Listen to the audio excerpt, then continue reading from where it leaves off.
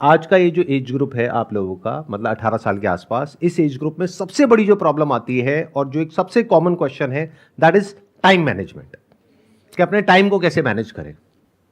तो कोई आप में से बताना चाहेगा कि टाइम मैनेजमेंट में प्रॉब्लम क्यों आती है? पहले ये बताओ कितनों को ये प्रॉब्लम है टाइम मैनेजमेंट की? तो कोई एक्सप्लेन करना चाहेगा कि एग्जैक्टली क्या प्रॉब्लम आ रही है टाइम मैनेजमेंट की? हमारे पास क्लियर गोल्स नहीं होता है, हर दिन का क्लियर टारगेट नहीं होता कि हमें करना क्या है। तो सर उस वजह से हम क्लियर टाइम मैनेजमेंट नहीं कर पाते और इधर उधर की चीज़ों में डिस्ट्रैक्ट होकर रह जाते हैं। अगर मान लो आपके पास में क्लियर गोल भी है, क्लियर टारगेट भी है, और अगर आपने अपने पूरा शेड्यूल भी बना लिया है कि मेरे को अपने टाइम को इस तरीके से मैनेज करना है, इतने बजे उठना है, इतने बजे ये करना है, इतने बजे वो करना है, व्हाटएवर, ऐसा आप सबने कभी ना कभी ट्राई जरूर किया होगा। या जो टाइम मैनेजमेंट के ऊपर कोर्सेज है उसमें भी यही सिखाते हैं कि अपने टाइम को इस तरीके से आप डिवाइड कर दीजिए, ये करिए, वो करिए, इस तरीके से आप मैनेज करिए।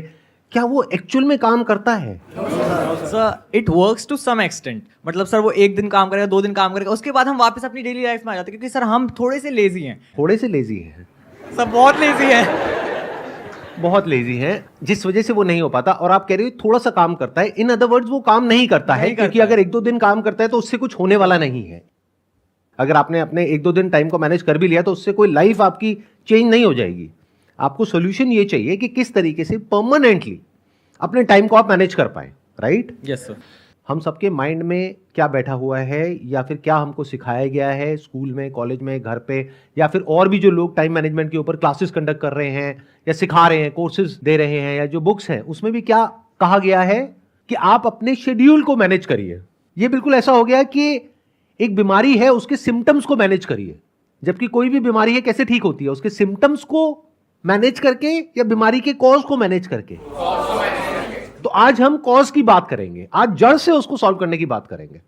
तो जड़ क्या है कि जो भी आपको करना पड़ रहा है उसमें पेन है, और जो आपका कंफर्ट जोन है उसमें प्लेजर है। तो हम क्या कोशिश करते हैं, इसको छोड़ा जाए और इसको किया जाए। कितने लोग रिलेट कर पा रहे हैं मेरे से? सब कर पा रहे हैं। अब यहां पे फेलियर के जो चांसेस है वो बहुत ज्यादा है, ऑलमोस्ट 100% है कि आप फेल होगे, क्योंकि आप पता है क्या करने की कोशिश कर रहे हो। जैसे मान लो कोई इंसान है, उसको दारू पीने की आदत है पिछले 20-30 साल से। अब वो एकदम से किसी दिन सुबह उठे और अल्कोहल मैनेजमेंट के ऊपर कोई वीडियो देखे या किताब पढ़े और कहे बस आज से ही मैं छोड़ दूंगा। वो कितने टाइम तक कर पाएगा? 1 दिन, 2 दिन, 3 दिन। उसके बाद में क्या होगा? वो और ज्यादा बुरी तरीके से टूट करके पड़ेगा अल्कोहल के ऊपर। फिर जब ये चीज 2 या 3 बार या 5 बार हो जाएगी तो उस इंसान का कॉन्फिडेंस ही खत्म हो जाएगा और वो दोबारा ही करने की कोशिश भी नहीं करेगा। ऐसा भी होता है आप लोगों के साथ में कि मतलब एक बार टाइम मैनेज करने की कोशिश करी, 2 बार करी, 4 बार करी, उसके बाद में एक ऐसी स्टेज आ गई जब अपने ऊपर से कॉन्फिडेंस ही खत्म हो गया। फिर आप कैसे एक्ट करते हो? जब तक कोई डेडलाइन नहीं आ जाती है, जब तक बिल्कुल गले के ऊपर आकर के तलवार नहीं लटकती है, तब तक आप हिलते ही नहीं हो अपनी जगह से। यानी अब पता है कि एग्जाम में 1 हफ्ता रह गया है, अब अगर नहीं करा तो बहुत जूते पड़ेंगे, तब आप पढ़ना शुरू करते हो एक्चुअल में, तब तक प्रोक्रेस्टिनेट करते हो। ठीक कह रहा हूं, गलत कह रहा हूं? सब रिलेट कर पा रहे हैं? अब इसका सॉल्यूशन क्या है? सोचो, दिमाग लगाओ कि हम अपने टाइम को मैनेज करने की कोशिश कर रहे हैं, शेड्यूलिंग कर रहे हैं, वो सब कर रहे हैं, लेकिन फंडामेंटली जो प्रॉब्लम है वो वहीं की वहीं है। टाइम मैनेज होता कैसे है? या फिर कोई ऐसा काम जिसको करने में इंटरेस्ट नहीं है वो होता कैसे है? उसके 2 तरीके हैं। एक ये है कि मजबूरी हो तब हो जाता है। फॉर एग्जाम्पल, घर में आपके बहुत प्रॉब्लम है, मान लो फाइनेंशियल प्रॉब्लम है, खाने पीने के भी पैसे नहीं है। अब आपको कहा जाए कि तुम्हें ये काम करना है, तो वहां पे ये सवाल नहीं उठेगा कि उस काम में मजा आता है नहीं आता है, क्योंकि आपको अपने घर वालों से प्यार है तो वो करना ही पड़ेगा। बट ऐसी सिचुएशन में कितने लोग होते हैं? बहुत कम। बट अब मजे की बात क्या है कि अगर आपका फैमिली बैकग्राउंड ऐसा है कि आपको खाने पीने की टेंशन नहीं है, रहने के लिए घर मिला हुआ है, पहनने के लिए बढ़िया कपड़े मिले हुए हैं, अब क्यों काम करोगे? अब जरूरत क्या है काम करने की? प्रॉब्लम की जड़ समझ रहे हो? जैसे बाहर कुछ कंट्रीज में क्या होता है कि जैसे ही आपकी एज 18 साल हो जाती है तो आपको कहा जाता है कि अब जाओ अपना कुछ काम धंधा करो, पार्ट टाइम जॉब करो, अपना खुद का कमाओ और खाओ। हम एक पॉइंट तक तुम्हारा ध्यान रखेंगे, उसके बाद में तुम्हें इंडिपेंडेंटली अपना ध्यान रखना है। इंडिया में ऐसा होता है क्या? यहां क्या होता है? आप 25 साल के भी हो जाते हो तब भी आपकी मम्मी आकर के आपको कहती है बेटी खाना नहीं खाया, ले ले मेरा बच्चा। उसको एक बच्चे की तरह ट्रीट किया जा रहा है। उसके डिसीजन में पेरेंट्स इन्वॉल्व हैं कि तुम्हें ये करना है, ये नहीं करना है, हम बैठे हैं, हम डिसाइड करेंगे कि क्या करना है क्या नहीं करना है, तो वो बच्चा ही रह गया है। वो 25 साल का देखने में आदमी है लेकिन अंदर से बच्चा है। ऐसे बनना चाहते हो? ये सीरियस इशू है बहुत, अगर आप समझ पा रहे हो तो। आई एम नॉट श्योर कितने समझ पा रहे हैं कितने नहीं समझ पा रहे कि ये प्रॉब्लम कितनी बड़ी है। कि दो तरह के लोग हैं, एक है जिनके गले पे तलवार लटक रही है, तो उनको इस सेशन की जरूरत नहीं है, वो कुछ ना कुछ कर ही लेंगे। यानी मान लो घर में लोग प्यास से तड़प रहे हैं तो पानी का कहीं ना कहीं से जुगाड़ कर ही लेंगे। लेकिन जिनको खाने पीने की, रहने की, पहनने की, किसी चीज की कोई टेंशन नहीं है, वो अपने टाइम को कैसे मैनेज करें? क्योंकि एक्चुअल में उनकी लाइफ में कोई बहुत बड़ी प्रॉब्लम नहीं है, गले पे कोई तलवार नहीं लटक रही है, लेकिन फिर भी उनको कुछ तो करना ही है ना इंडिपेंडेंट होने के लिए। और एक तरफ है वो काम जो बहुत ही इंटरेस्टिंग है, जिसमें मजा आता है, यानी इंस्टाग्राम पे रील्स देखने में, स्टोरीज अपलोड करने में, फिर उस पर देखने में किसने लाइक किया किसने नहीं किया, किसने कमेंट किया किसने नहीं किया, या और जिनको आप फॉलो कर रहे हैं वहां पर क्या हो रहा है, या आजकल ये यूट्यूब पे बड़ी कंट्रोवर्सीज हो रही हैं। इंटरनेट पे, सोशल मीडिया पे इतना कुछ है जो कि इंटरेस्टिंग है, जो हमारा ध्यान अपनी तरफ खींच रहा है। ऊपर से जो इन्फ्लुएंसर्स हैं या जो सेलिब्रिटीज हैं, उनका सिर्फ एक ही काम है, आपकी अटेंशन को ग्रैब करना किसी भी तरीके से, बाय हुक और बाय क्रुक। मतलब वो लोग जो इस चीज को स्टडी कर रहे हैं, पढ़ रहे हैं, समझ रहे हैं, सीख रहे हैं क्या कि आपकी अटेंशन को ग्रैब कैसे करना है। एडवर्टाइजर्स भी यही कर रहे हैं। मतलब चारों तरफ से ऐसे लोग जो कि एक्सपर्ट है अपने अपने काम में, वो हर तरीके से कोशिश कर रहे हैं आपको ग्रैब करने के लिए, जिससे कि आपका इंटरेस्ट आए उन लोगों में। उसके लिए वो कुछ भी हरकतें करने को तैयार है, जिससे कि आप लोग उनको देखो। यानी क्या दिया आपने अपना उनको? टाइम। और ये मैं नहीं बोल रहा हूं, डेटा बोल रहा है। इंडिया के अंदर ऑन एन एवरेज एक इंसान 5 से 6 घंटे सोशल मीडिया पे टाइम स्पेंड कर रहा है या कर रही है। ये रियलिटी है। अब मन में कुछ भी बोलते रहो, कुछ भी सोचते रहो, दैट इज नॉट इंपॉर्टेंट। इस रियलिटी से हमको डील करता है। तो एक तरफ है पूरी की पूरी दुनिया जो आपकी अटेंशन को ग्रैब करना चाहती है, आपके टाइम को कैप्चर करना चाहती है, और जिसने आपके टाइम को कैप्चर कर लिया उसने आपके पैसे को भी कैप्चर कर लिया। क्योंकि आज नहीं तो कल वो आपको कुछ ना कुछ बेच के ही जाएगा या जाएगी, वो आपको पता भी नहीं लगेगा, चाहे आप उसको अफोर्ड कर सकते हो या नहीं कर सकते हो। आप एक ब्लाइंड फॉलोअर की तरह सिर्फ उस इंसान को फॉलो करोगे और जो वो कहेगा करने के लिए वो जा करके करने लग जाओगे, उसके लिए औरों से लड़ने लग जाओगे। The height of foolishness. ऐसा हो रहा है नहीं हो रहा है? मतलब बिल्कुल ऐसे देख लो कि आप, एक वॉर हो रही है जहां पे अकेले आप खड़े हो और आपके चारों तरफ लाखों करोड़ों लोग हैं जो आपसे लड़ रहे हैं आपके टाइम के लिए। आप अपने टाइम को बचाने की कोशिश कर रहे हो और आपको लग रहा है कि मैं उन लाखों लोगों से जीत जाऊंगा। यानी सोशल मीडिया कंपनीज जिसके पीछे एक ऐसा एल्गोरिथम काम कर रहा है जो डिजाइन्ड है आपकी अटेंशन को ग्रैब करने के लिए। इन्फ्लुएंसर्स जिसका एक ही टारगेट है आपकी अटेंशन को ग्रैब करना। टेलीविजन जिसका एक ही टारगेट है आपकी अटेंशन को ग्रैब करना। मूवीज और पता नहीं क्या क्या, कितने तरह के एंटरटेनमेंट, कितने तरह के प्लेजर्स जिसका एक ही टारगेट है आपको किसी तरीके से ग्रैब करना। तो ये छोटी प्रॉब्लम नहीं है। अगर इस प्रॉब्लम को आप समझ जाओगे तो ये पहला स्टेप है इस प्रॉब्लम को सोल्यूशन निकालने के लिए। अगर समझा ही नहीं मेरी बातों को, जैसे आप में से मान लेते हैं आधे से ज्यादा लोगों को समझ ही नहीं आ रहा मैं बोल क्या रहा हूं, उनके ऊपर से जा रही है, तो वो पता है कैसे हैं? वो पपेट्स हैं। उनका अपनी लाइफ के ऊपर कोई कंट्रोल नहीं है। वो जिंदगी भर ऐसे जिएंगे कि कहीं कोई और होगा जो बैठ करके उनको कठपुतली की तरह नचाता रहेगा और उनको पता भी नहीं होगा। अगर इस प्रॉब्लम को आपने देख लिया है कि ये प्रॉब्लम कितनी बड़ी है, तो this is the first step to finding the solution to this particular problem. मतलब हो क्या रहा है, आप लोगों के माइंड को ऐसा बना दिया गया है, इसको मैं बोल सकता हूं रील्स जनरेशन, शॉर्ट्स जनरेशन, कि आपको सब कुछ कुछ सेकंड्स में चाहिए, 20 सेकंड में, 30 सेकंड में, 1 मिनट में, उससे ज्यादा में बोर होने लग जाते हो। अभी जैसे यहां पे कुछ लोग हैं जो अनकंफर्टेबल हो रहे हैं, उनकी बॉडी लैंग्वेज देखो। क्यों? क्योंकि आदत ही नहीं है। अटेंशन स्पैन ऑलमोस्ट 0 हुआ पड़ा है। डीपली किसी प्रॉब्लम को समझने की हमारे अंदर जो एक एबिलिटी होनी चाहिए, जिसको क्रिटिकल थिंकिंग बोलते हैं, वो 0 है। मतलब आप में और जानवरों में ऊपर ऊपर से देखने में फर्क है, बट डीप विद इन कोई फर्क नहीं है इन मेजॉरिटी ऑफ द केसेस। क्योंकि जानवर भी पेन और प्लेजर के अकॉर्डिंग एक्ट कर रहा है, आप भी ऐसे एक्ट कर रहे हो। बुरा तो नहीं लग रही मेरी बातें? मैं रियलिटी के बेसिस पे बातें कर रहा हूं, थोड़ी सी कड़वी लगेंगी लेकिन सुन लो, आपके भले के लिए ही है। एक तरफ है प्लेजर्स जो आपका ध्यान खींच रहे हैं, दूसरी तरफ है पेन, यानी कि जो आपको करना पड़ रहा है, जिसको करने में एक्चुअल में कोई इंटरेस्ट नहीं है, लेकिन क्योंकि आपके घर वाले कह रहे हैं कि ये करो, इस एंट्रेंस को क्रैक करो, इस कॉलेज में एडमिशन लो, फिर उसके बाद में यहां से डिग्री लो, फिर ये करो, फिर वो करो, what ever that thing is, उसको करने में इंटरेस्ट नहीं है। हां, वो होने के बाद जो मिलेगा, जो सबकी तारीफें मिलेंगी, जो पैसा मिलेगा, जैसा लाइफस्टाइल मिलेगा, उसमें इंटरेस्ट है। बट जो 2-4-5 साल तक करना पड़ेगा उसमें इंटरेस्ट नहीं है।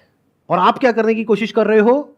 एक तरफ जो प्लेजर्स का पूरा भंडार है, जिसको कंफर्ट जोन बोल सकते हैं आपका, उसको छोड़ करके पेन की दुनिया में जा रहे हो, तो ये काम नहीं करेगा इन 99% ऑफ द केसेस। 1% की मैं बात नहीं कर रहा। जैसे 1% में कौन आ गया? जिसकी आदत बन गई है बचपन से ही पढ़ाई लिखाई करने की या टॉप करने की, तो अब उसके लिए एक ईगो इशू बन गया है कि मैंने पिछले 10 साल से टॉप किया है, अब मैं अपना नाम खराब नहीं कर सकता है, नहीं कर सकती, अब मुझे आगे भी टॉप ही करना है। उसके लिए कुछ भी करना पड़े मैं करने को तैयार हूं। मतलब ध्यान से देखोगे उसके साथ में भी क्या जुड़ा हुआ है? एक फियर है जिसकी वजह से वो ड्रिवन है। तो इस कैटेगरी की मैं बात नहीं कर रहा। इस कैटेगरी में मुश्किल से 1% लोग होते हैं। अगर एक क्लास में 100 बच्चे होते हैं तो उसमें से 1-2 बच्चे ही ऐसे होते हैं। बाकी बच्चे कहां होते हैं? जो बीच में कहीं पर होते हैं।